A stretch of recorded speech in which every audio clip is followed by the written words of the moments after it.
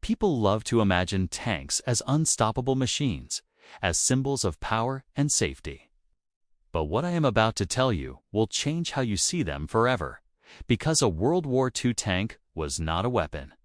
It was a test of the human body and mind that most people today could not survive for a single hour.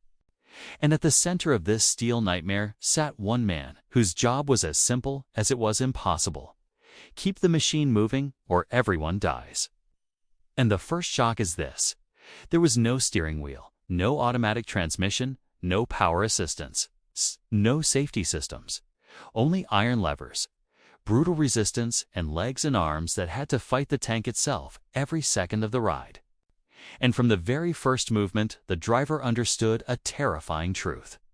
The tank did not want to be controlled, it wanted to break him, and every turn meant pulling metal levers so hard that the skin peeled from the palms, and every gear change meant perfect timing. Because there were no synchronized gearboxes, one mistake and the gears screamed, locked, or shattered. And a broken tank in the open was not a problem. It was a death sentence. And what made it worse was that all of this happened inside a steel box, where heat was constant because the engine lived just behind the crew. And temperatures rose higher than most desert days, and there was no fresh air. Only fuel fumes, burned oil, and metal dust, and while his body was cooking, his ears were being destroyed because the noise inside a tank was so loud that many men lost their hearing permanently. And yet, he had to listen more carefully than ever, because his ears were the only warning system he had. No lights, no alarms, no screens. Only small changes in sound that meant the difference between movement and death. And then there was the vision. Or rather, the lack of vision. Because he did not see the world, he saw it through a narrow slit of thick armored glass. And that tiny window was constantly smashed by mud, dust, rain, and smoke. And when it went dark, he became blind. And blind men inside 30 tons of moving steel still had to drive forward because behind them walked soldiers who trusted that armor with their lives. And if he stopped, those men died, and if he hesitated, they all died, and the ground itself tried to kill him. Mud that swallowed track, snow that froze, steel sand that destroyed engines.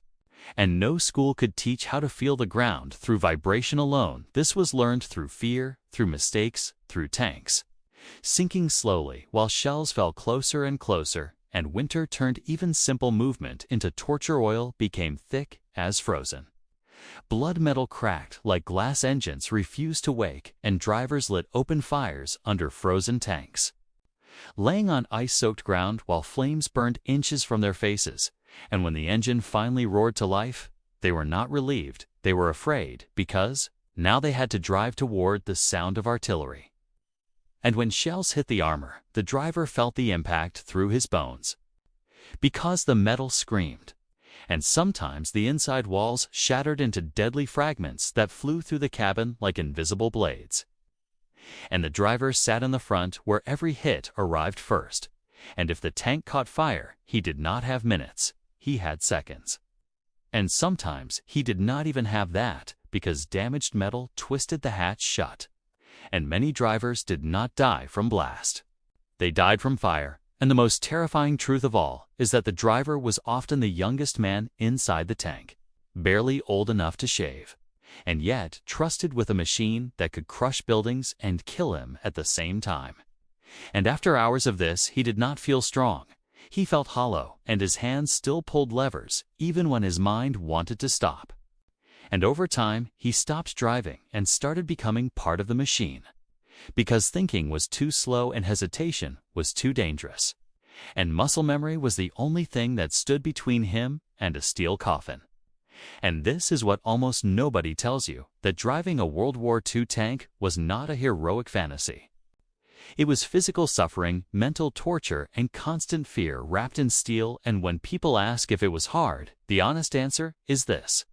It was not hard, it was almost impossible, and many men only learned how to do it seconds before they lost their lives.